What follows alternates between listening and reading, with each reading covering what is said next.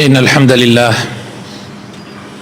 نحمده ونستعينه ونستغفره ونستهديه ونعوذ بالله من شرور أنفسنا ومن سيئات أعمالنا. من يهده الله فلا مضل له ومن يضلل فلا هادي له، وأشهد أن لا إله إلا الله وحده لا شريك له، وأشهد أن محمدًا عبده ورسوله. يا أيها الذين آمنوا اتقوا الله وقولوا قولا سديدا يصلح لكم أعمالكم ويغفر لكم ذنوبكم، ومن يطع الله ورسوله فقد فاز فوزا عظيما. أما بعد، بەڕێزانم خوشکانی بەڕێز، برایانی خۆشەویست، باشترین کەلام، باشترین قسە و فەرمایشتی خوای پەروەردگارە کە لە قورئانی پیرۆز و لە کتەبی پیرۆزەکانە فەرموویەتی، و باشترین ڕێبازی محەممەدی موختارە صلی الله عليه وسلم کە ڕوون کراوەتەوە لە قورئانە و لە کتوبەکانی سیرە و سنەتی پێغەمبەری خۆشەویستمانە صلی الله عليه وسلم. و خراپترین ڕێگا، خراپترین ڕێباز هەر ڕێباز و ڕێگایە کە پێچەوانەی ڕێبازی پێغەمبەر بێ صلی الله عليه وسلم، کە دژی ڕێبازی پێغەمبەر بێ صلی الله عليه وسلم. و هەر ڕێباز و ڕێگایەکیش خوا پەنامان بدە دژی پەیامی خوا و پێغەمبەرەکەی بێ سەرگەردانی و سەرلێشێوانە و قوربەسەریە و بەخوا خاوەنەکەشیە خاتە ئاگری جەهەنەمەوە، خوا پەنامان بدە. میوانەکانی ماڵی خوا، کۆتابابەت لەسەر نەخۆشەکانی دڵ زنجیرەیەکی 25 وتاری بۆ ئەمڕۆ 25ەم وتارە. بابەتەکان زۆرتریشن لەوە، بەڵام ئێمە عادەتمان وایە زنجیرە وتارەکانمان 25 تا 30 وتار بێ لەبەرەوەی مسلمانان بتوانن بە قەدەری توانە سوودی لێ وەربگرن. ئەمڕۆ کۆتا دێنین بەو بابەتە، بەو زنجیرەیە، و لەو نەخۆشیانەی کە بەڕاستی لە ناو مسلمانانە بڵاوە، خوا پەنامان بدە، و لە هەموو سەردەمێکیشا هەیە عەدەم تەعظیم شەعائیر الله. یەکێک لە نەخۆشیەکانی دڵ گەورە ڕانەگرتنی دروشمەکانی خوای پەروەردگار. شەعائیری خوا برا بەڕێزەکانم، شەعائیر جەمعە، واتە کۆیە بۆ شەعیرە، تاکەکەی شەعیرێ. زانایانمان فەرموویانە شەعیرە چییە؟ شەعیرە هەر شتێکە کە خوای تەعالا فەرمانی پێکردبێ، هەر شتێکە کە خوای تەعالا فەرمانی پێکردبێ. ئیتر شەعائیرمان هەیە پەیوەستە بە شوێنەوە، یعنی بە مەکانەوە، و شەعائیرشمان هەیە پەیوەستە و بەسراوە بە کاتەوە، واتە بە زەمانەوە. لە نمونەی ئەو شەعائیرانەی کە بەسراوە بە شوێنەوە، واتە بە مەکانەوە، مزگەوتەکانی خوا بەگشتی، ماڵەکانی خوا بەگشتی، ئەو شوێنانەی کە خوای تەعالا ئەذینە ئەن یوذکەرە فیها اسمه، کە خوای تەعالا ئیزنی داوە لەسەر زەویە تایە ذکر و عیبادەتی خوای پەروەردگاری تیا بکرێ، کە پێی ئەوترێ مزگەوتەکان. بەگشتی مزگەوتەکان خۆشەویستترین شوێنەکانن لای خوای پەروەردگار.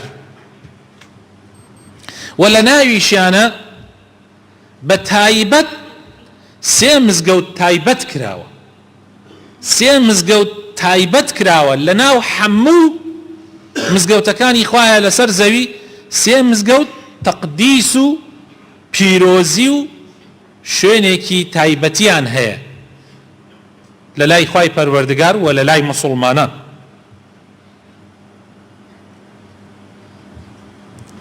ئەویش بریتین لە مزگەوتی حەرام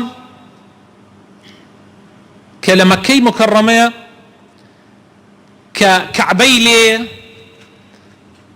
و مزگەوتی پێغەمبەری خۆشەویستمان صلی الله عليه وسلم کە لە مەدینەی منەوەرەیە کە ئێستا تا ئێستا ئارامگای پێغەمبەری خوا صلی الله عليه وسلم لەوێیە و مزگەوتی ئەقسا لە فەلەستین کە پێغەمبەر ئیبراهیم عليه السلام دروستی کردووە. پێغەمبەری خۆشەویستمان ئەفەرمێ صلی الله عليه وسلم صلاة في مسجدي أفضل من 1000 صلاة فيما سواه إلا المسجد الحرام وصلاة في المسجد الحرام أفضل من 100,000 صلاة فيما سواه. پێغەمبەری خۆشەویست ئەفەرمێ صلی الله عليه وسلم نوێشکردن لە مزگەوتی منە بەس 1000 قات نوێشکردنە لە هەر مزگەوتێکی ترە جگە لە مزگەوتی حرام و طبعا جگە لە مزگەوتی ئەقسایش، چونکە مزگەوتی ئەقسا نوێشتیایە بەقەدەر 500 نوێژە لە هەر مزگەوتێکی ترە و مزگەوتی پێغەمبەری خۆشەویستمان صلی الله عليه وسلم بەقەدەر 1000 نوێژە، هەر نوێژێک لەم مزگەوتە بەقەدەر 1000 نوێژە لە هەر مزگەوتێکی ترە جگە لە مزگەوتی حرامیش، چونکە مزگەوتی حرام کە کەعبەی لێیە هەر نوێژێک تایە بەقەدەر 100,000 نوێژە لە هەر شوێنێکی ترە و جگە لەوەش هەر مزگەوتێکی تر لە مزگەوتەکانی خوای تەعالا خۆشەویستترین شوێنن لای خوا لەسەر زەویە. ئەم مزگەوتەی ئێمە و هەر مزگەوتێکی تریش ئەحەبی بیلادی خوان لای خوای پەروەردگار. ئەمە نمونەیەک بوو لەسەر شعائری مەکانی، لەسەر دروشمە شوێنیەکان و نمونەی تریشمان هەیە لەسەر دروشمە زەمانیەکان، شعائرە زەمانیەکان، ئەو دروشمانەی کە پەیوەستن بەکاتەوە. ڕۆژی جمعە، ڕۆژی جمعە دروشمێکی خوای پەروەردگاری زەمانیە. ڕۆژی جمعە لای خوای پەروەردگار زۆر پیرۆزە. پێغەمبەری خۆشەویستمان صلی الله عليه وسلم ئەفەرمێ خەیر یوم طلعت فيه الشمس یوم الجمعة، باشترین ڕۆژێ لە هەفتەیە کە خۆر لێ هەڵهات بێ ڕۆژی جمعەیە. لەو ڕۆژەیە خوای تەعالا ئادەمی خەلق کردووە، لەو ڕۆژەیە خوای تەعالا ئادەمی هێناوە سەر زەوی، لەو ڕۆژەیە خوای تەعالا لە ئادەم عەلەیه السەلام خۆش بوو، لەو ڕۆژەشە ئادەم وەفاتی کرد و لەو ڕۆژەشە قیامەت هەڵەسێ. یەک حەیوان، یەک ئاژەڵێک لە ئاژەڵەکانی سەرزەوی نییە ئیلا لە ڕۆژی جمعەیە چاوەڕوانە، کب ئەبێت چاوەڕوانی ئەوەیە کە قیامەت هەڵسێ. هەموو جمعەیە ئیلا ئینسان و جنۆکە نەبێ کە ئێمەوامان پێات و ئاگامان لە خۆمان نەماوە. ئەتوانم بڵێم نەوعێ لە سەرخۆشی هەموو جمعەیەک هەرچی حەیواناتی سەر زەوی هەیە چاوەڕوانی ئەوەن کە قیامەت هەڵسێ، چونکە قیامەت لە ڕۆژی جمعەیە هەڵەسێ. و لە ڕۆژی جمعەشە سەعاتێکی تایە پێغەمبەری خوا ئەفەرمێ صلی الله عليه وسلم وفيها ساعة لا يصادفها عبد مسلم وهو يصلي يسأل الله تعالى شيئا إلا أعطاه إياه. وساعاتێکی شیتایە لە ڕۆژی جمعە، یعنی لە 12 ساعاتەکەی ڕۆژی جمعە ساعاتێکیانی تایە. ئەم ساعاتە ئەگەر هەر مسلمانیەتایە نوێژ بکاو داوای هەر شتێ لە خوای گەورە بکە، خوای تەعالا وەڵامی دێداتەوە. زانایانمان تایە جیاوازن، هەندێکیان ئەڵێن ساعاتەکەی نوێژی جمعەیە، ئەم سعاتەیە کە جمعی تایە ئەنجام ئەدرێ. هەندێکی تریش لە زانایانمان ئەفەرمن ئەو نوێژکردنە لەوێ مەبەستی دوعاکردنە، بەڵکو ئاخر سعاتی ڕۆژی جمعەیە. ئاخر سعاتی ڕۆژی جمعە یعنی پێش مەغریب بوون بەری ئەو سعاتە کەوێ. بە کوردیەکەی و بە کورتیەکەی ئینسان ئەم دوو کاتە تقریبا بە قەوەترین و بەهێزترین قەول ئەم دوانەیە، کاتی ڕۆژی جمعە کاتی نوێژەکەی و سعاتی ئاخیری ڕۆژی جمعە. ئەم دوو سعاتە لە دەست خۆتان مەدەن. زۆر داوا لە خوای گەورە بکەن وەڵام دوعاکانتان ئەدرێتەوە. هەر داوایە بکەن خوای تەعالا وەڵام ێداتەوە. تۆ بۆ نمونە ئێستا لە دڵتا شتێک هەیە، لە دڵتا داوایەک هەیە حەز ئەەکەی خوا وەڵامت بداتەوە، هەوڵ بدە بیخەرە ئەو کاتانە، بیخەرە ئەو کاتانە و داوا لە خوای پەروەردگار بکە بەڵکو خوای گەورە وەڵامت بداتەوە و ئینشاء الله وەڵامیش تەداتەوە. ئەگەر خێری دین و دنیاتی تیابێ خوای گەورە وەڵام تەداتەوە، ئەگەر خێرتیشی تیانە بێ خوای گەورە ئەوەت وەڵام نەداتەوە پاداشتێکی لەوە زۆر زۆر گەورەترت بۆ ئامادە کراوە لە ڕۆژی قیامەتە. جا ئەمەش دروشمێکە لە دروشمە زەمانیەکان ڕۆژی جمعە و ئەو سعاتە تایبەتیەی کە لە ڕۆژی جمعەیە خوای تەعالا ئامادەی کردووە. هەروەها بەڕێزانم نمونەیەکی تر لە نمونە لەو نمونانەی کە دروشمە زەمانیەکانە ئەوەی کە پەیوەستە بەکاتەوە مانگی ڕەمەزان. ئەم مانگی ڕەمەزانە لە دروشمە گەورەکانی خوای پەروەردگارە. خوای تەعالا لە قورئانە باسیەکە لە سورەتی بەقەرەیە خوای تەعالا ئەفەرمێ شەهر ڕەمەضان الذي أنزل فيه القرآن هدى للناس وبينات من الهدى والفرقان فمن شهد منكم الشهر فليصمه. مانگی ڕەمەزان بەڕاستی مانگێکی زۆر زۆر پیرۆزە خۆشەویستەکانم. ئەو مانگەیە کە پێغەمبەری خوای صلی الله عليه وسلم تیان نێررا. بەعسەتی پێغەمبەر صلی الله عليه وسلم بۆ مرۆڤایەتی لە مانگی ڕەمەزانا بوو و خوای تەعالا یەکەم ئایەتەکانی ئەم قورئانە پیرۆزە کە ڕەحمەت و بەزەیی و خێر و بەرەکەتە بۆ مرۆڤایەتی یەکەم ئایەتەکانی لە مانگی ڕەمەزانە دابەزیە سەر پێغەمبەری خۆشەویستمانە صلی الله عليه وسلم. ئەو مانگەی کە تایە یەکخواناسی ناسینی خوا وەکو حەقیقەتی خۆی لەم مانگەیە بە خەڵکی ناسرا، تایە خۆری ئیسلام هەڵهات، مانگی تۆبە و لێبوردەیی خوای پەروەردگارە، مانگێکە کە دەرگاکانی بەهەشت ئەکرێتەوە، دەرگاکانی بەهەشت واڵا ئەکرێ و دەرگاکانی جەهەنەمی تیادا ئەخرێ، شەیطانەکان کۆت و زنجیر ئەکرێن لەم مانگە. لەم مانگەیە خۆشەویستەکانم مرۆڤەکان جیاواز ئەبن، خەڵکی زۆر جیاواز ئەبێ لە خێرە، لە سەدەقەیە، لە گەرم و گوڕیا لە نوێشکردنە، لە گەرم و گوڕیا لە قورئان خوێندنە زۆر جیاوازە. بۆیە بەڕێزانم ئەم مانگەیەکێکە لە مانگە پیرۆزەکان و لە دروشمە گەورەکانی خوا ڕێزگرتنی ئەم مانگە لای خوای گەورە زۆر پیرۆزە. زۆر پێویستە ئینسانی مسلمان ڕێزی ئەم مانگە بگرێ. ڕێزگرتن لە دروشمەکانی خوای پەروەردگار خۆشەویستەکانم بەگشتی ئەوەی زەمانی بێ و ئەوەی مەکانی بێ، ئەوەی پەیوەست بێ بە کاتەوە، ئەوەی پەیوەست بێ بە شوێنەوە، ئەوەی پەیوەست نەبێ بە هیچەوە، فەرمانێک بێ لە فەرمانەکانی خوای پەروەردگار دڵ زیندوو ئەکاتەوە. خوای تەعالا لە سورەتی حەجە ئەفەرمێ ومن يعظم گوێ بگرن لەم ئایەتە ومن يعظم شعائر الله فإنها من تقوى القلوب. هەر کەسێ ڕێز لە دروشمەکانی خوای پەروەردگار بگرێ بەڕاستی ئەوە بەڵگەیە کە دڵی ئەو کەسە زیندووە و پڕە لە تەقوا. ڕێزگرتن لە دروشمەکانی خوا بەڵگەی ئیمانی تۆیە، بەڵگەی تەقوا و لە خواترسانی تۆیە. ڕێزگرتن لە خوای پەروەردگار، خۆشەویستی خوا لەوە دەرەکەوێت کە تۆ بە گەورەی بزانی، تۆ خوا بە گەورە بزانی، ناوەکانی خوا بە گەورە بزانی، سیفاتەکانی خوا بە بەرز و بە گەورە بزانی، ڕێز بگری لە قورئانەکەی خوا، ڕێز بگری لە پێغەمبەرانی خوا.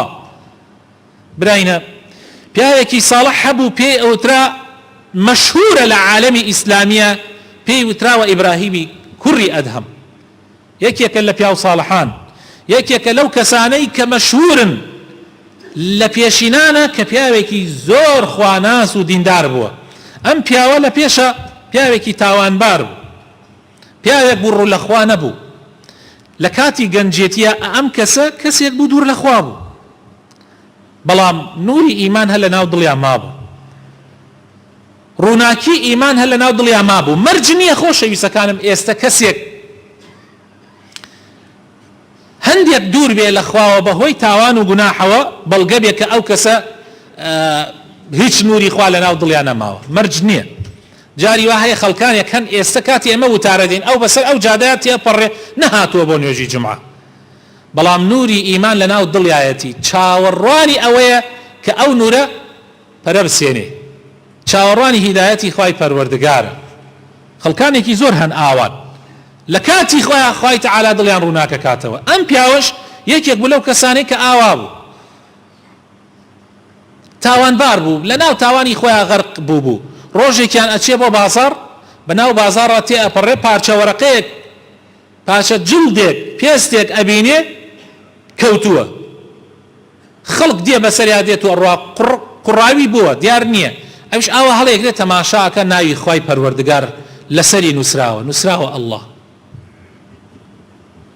ئەم پیاوە بەڕێزە ئەمە ئەبینێ زۆر بێتاقەتە بێ، زۆر بێتاقەتە بێ، هەڵێگرێ و پاکێکاتەوە، ئەڕات لە ماڵ زۆر پاکێکاتەوە بەو شێوەی کە لایق بێ بە ناوی خوای پەروەردگار. پاشان بۆنێکی زۆر گرانبەهای بۆ ئەسێنێ کە بۆنی میسکە لەو کاتانە، و بۆن خۆشیەکە و ئەیخاتە شوێنێکی بەرز زۆر ڕێزی لێ ئەگرێ. کاتێک ئەخەوێ بانگدەرێک بانگی لێ ئەکا، پێ ئەو ئەڵێت ئەی ئیبراهیمی کوڕی ئەدهەم، چۆن ناوی ئێمەت بەرز ڕاگرت، چۆن ئیسمی ئێمەت بەرز ڕاگرت، ناوت بەرز ڕاگرم. ئەو کابرایە لە بەیانیەوە نوری ئیمان بڵاوە ئەکا لە ناو دڵیا و تەوبەیەکی ڕاستەقینە ئەکا و ئەگەڕێتەوە بۆ لای خوای تەعالا و ئەبێ بە یەکێک لەو پیاو ساڵحانەی کە لە ناو ئومەتی ئیسلامە وەکو ئەستێرەیەکی دراوشا و دیارە. ڕێزگرتن لە خوا، لە دروشمەکانی خوا زۆر گرنگە، خوا پەنامان بدە. ڕێز نەگرتنیش لێی زۆر خەتەرە، زۆر خەتەرە. خەڵکانێک ئەمڕۆ نەعوذ بالله خوا پەنامان بدە دژایەتی خوا ئەکەن. براینە خەڵکانێکی ئەهلی مەعسیەت زۆرن،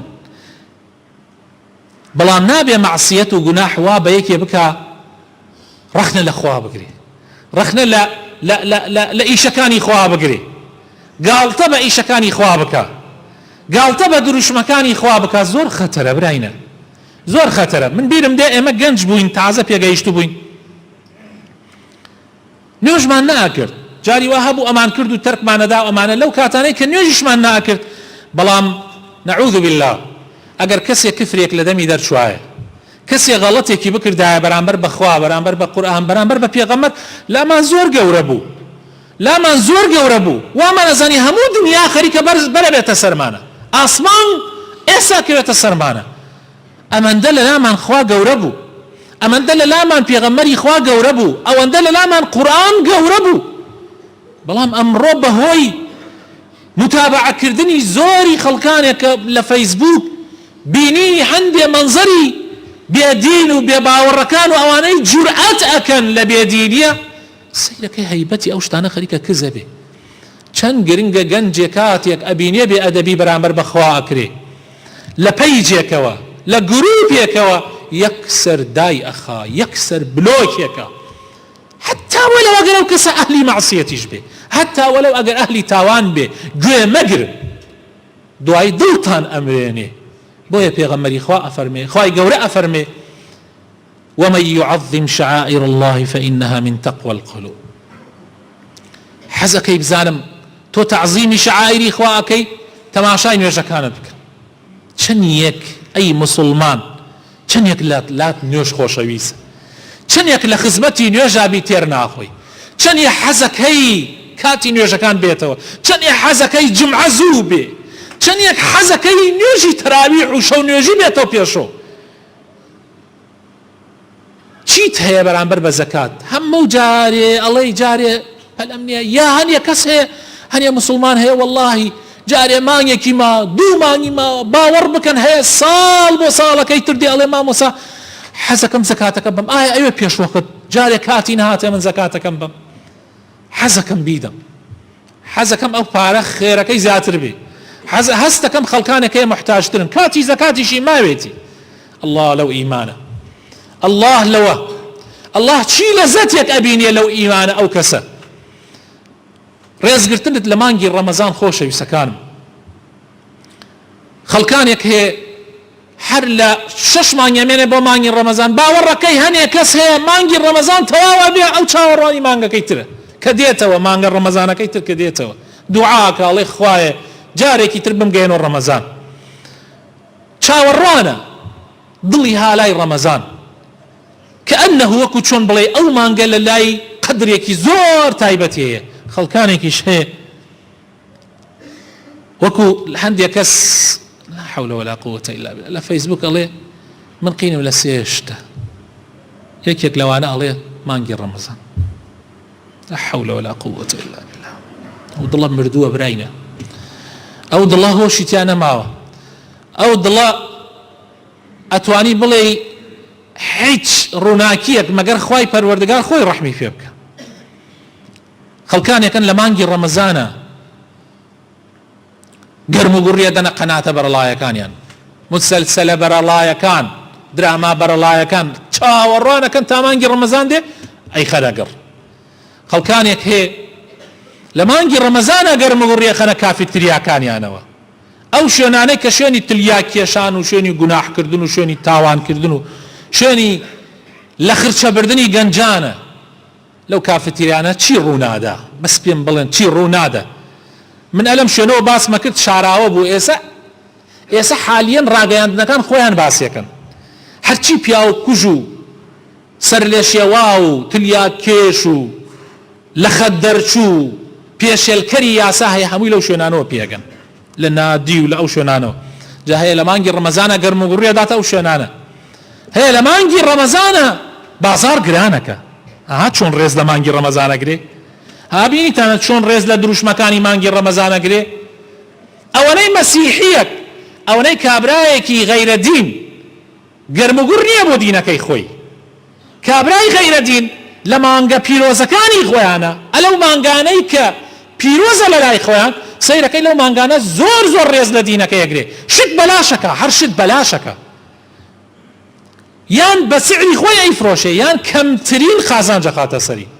بەڵام ئێمە ئەو مسلمانانەی ڕێزم هەیە بۆ جەنابتان، من ئەو قسانە کە ئەیکەم مەقسەدم کەسێکی تایبەتی نییە، ڕێزم هەیە ئەو کەسانەمان کە حاجین، ئەو کەسانەمان کە ڕوولەخوان و ناسراون بە ئەهلی دیانەت لە مانگی ڕەمەزانە مانگی قۆڵ هەڵکردنە بۆ قۆڵبڕینی خەڵک، بۆ گرانکردنی بازار، بۆ تەعداکردن لە مسلمانان بە زمان، بە چاو، بە دەست، بە هەموو شتێ بەداخەوە. ئەو بەڵگەی دڵمردوێتیە. بەڵام ئەو کەسانەشی کە مانگی ڕەمەزان لا ئەنقەدر گرانە ڕێزی لێگرن، هەوڵەگرن، هەوڵەدەن حرمەتێکی تایبەتی بۆ دانن، ئەو کەسانە دڵیان زیندووە. محاسبەی دڵی خۆت کە چەندە دڵت بۆ حەج ئەچێ، ئایا ناوت نووسیوە بۆ حەج تا ئێستا تو حەجت نەکردووە، خۆتانیش ئەزانن لای خۆمان بە ناو نووسینە، ئایا تۆ ناوت نووسیوە؟ ئەگەر ئیمکانیاتی شت نییە، دڵت تەواو ها لە مەکەیە، دڵ زۆر گرنگە برا بە ڕێزەکانم، خۆ ئامادەکردن بە دڵ، خۆ ئامادەکردن بە دڵ، کەسیش لە دڵ نازانێ ئیلا خوای پەروەردگار خۆی نەبێ. ڕێزگرتن لە هەموو شتەکان. خۆشەویستەکانم، ئێستا ئێمەی مسلمان خۆمان بە مسلمان ئەزانین، بەس چەندێ نمونەیەکی جوانی فەرمانەکانی خوای پەروەردگاری ئەوە زۆر گرنگە. داواکارم خوای پەروەردگار بمان کاتە نمونەیەکی جوانی ئەم دینە. یا ڕەبی خوایە ئیسلاحمان بکەی، یا ڕەبی هیدایەتمان بدەی، یا ڕەبی نوری ئیمان بخەیتە دڵەکانمانەوە، یا ڕەبی دامەزراومان بکەی لەسەر دیندارێتی لەسەر ئیسلامەتی، یا ڕەبی خوایە لەو کەسانەمان بگێڕی کە ڕێز لە دروشمەکانی تۆگرن، یا ڕەبی لەو کەسانەمان بگێڕی کەوا عاشقی هاتنی ڕۆمەزانن، یا ڕەبی خوایە لەو کەسانەمان بگێڕی کە ڕۆژەکانی بەڕێکوپێکی ڕۆژوو ئەگرن و شەوەکانیشی بەڕێکوپێکی تاعەتی تۆ ئەکەن، شەو نوێژی ئەکەن، تەراویح ئەکەن. یا ڕەبی خوایە لەوانمان بگێڕی کە لەم مانگە خێر و خێراتی باشەکەن. یا ڕەبی خوایە بۆ خاتر ناوە جوانەکانی خۆت ڕەحم بە هەموو لایەکمان بکە، هەموو چین و تایفەکانی ئەم وڵاتە یا ڕەبی بپارێزە، گەنجانمان بە تایبەتی خوایە هیدایەتی گەنجەکانمان بدە، هیدایەتی ماڵ و مناڵ و خێزانەکانمان بدە. یا ڕەبی ڕەحم بە دایک و باوک و برا و خوشکانمان بکە. یا ڕەبی خوایە بۆ خاتر ناوە جوانەکانی خۆت ڕەحم بە مردوەکانمان بکە، شیفای نەخۆشەکانمان بدە، احتیاجی محتیاجەکانمان جێبەجێ بکە. یا ڕەبی کوردستان لە هەموو بەڵاو مصیبەتێک بە دوور بگرە. یا ڕەبی خێر و بەرەکەت بڕجێنیتە سەر ئەم وڵاتە یا رب العالمین، لە قات و قڕی و گرانی بە دوورمان بگری. ئامین ئامین.